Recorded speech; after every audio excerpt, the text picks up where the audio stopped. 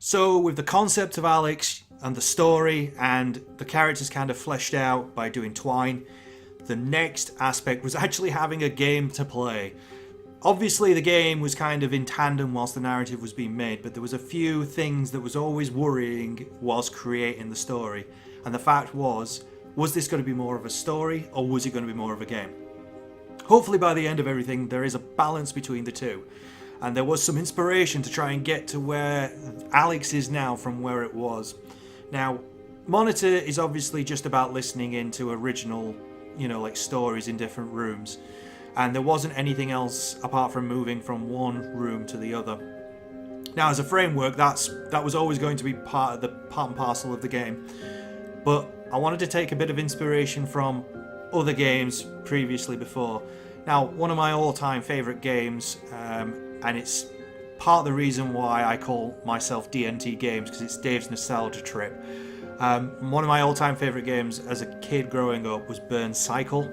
Now, Burn Cycle was a game I played when I was like 7 years old, and you can kind of see here with the way that Burn Cycle works that you can click certain places in the world and it kind of tells you where you can go, and it takes you to it, and there's puzzles, and there's kind of a rich story. It's kind of corny by today's standards, but for 7-year-old me, this kind of blew my mind. So that whole aspect was kind of transitioned across to Alex. So as you can see, there's certain things you can see that you can click and go towards, and there's a story being told to you whilst you do it. So it's a walk and talk, essentially, simulator, if you like. But the way that the dialogue pops up, it uses the basis from Twine. So all it is the same buttons that connect to certain UMGs. So it's a massive, massive interconnected web of different connections of story and plot between buttons. And that's essentially how this works. But whilst in the development of doing all this part of this game and the story, there wasn't much else to it apart from talking to Alex, and you just sat in a room and looking at her across from where you are to where she is in a window. So it was decided pretty early on that there had to be a few hidden secrets in there to unlock something else that was important to the rest of the actual game lore and story. So it was at this point it was decided that there was going to be a riddle puzzle, a cabinets puzzle, and a computer as well. Now, those three things in themselves are all kind of separate entities. So you've got the riddle bit, which is all about 5 riddles that you've got to complete in a row. There's the cabinets, which is essentially old cases and murder mysteries that you've got to solve in a row. 5 in a row again, same as the riddles. And the computer.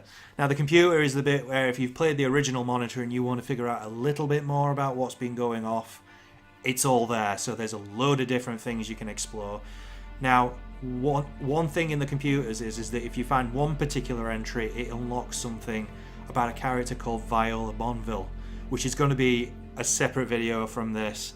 But the whole point of these little mini games is to unlock certain aspects of a character called Viola, and she's more important to the whole lore and the actual background story than anything. But in terms of mechanics, there's not much to this game, and it's pretty much just clicking things and going through the story from what's been based in Twine. So that's pretty much the entire game. It's a very delicate bar to cross between story and actual game, and it can sometimes, if you go in certain directions with this game, it can become quite story based and it takes a lot of choice away from you. But if the player's clever enough, you can end up finding a lot more about Alex and Nathan together.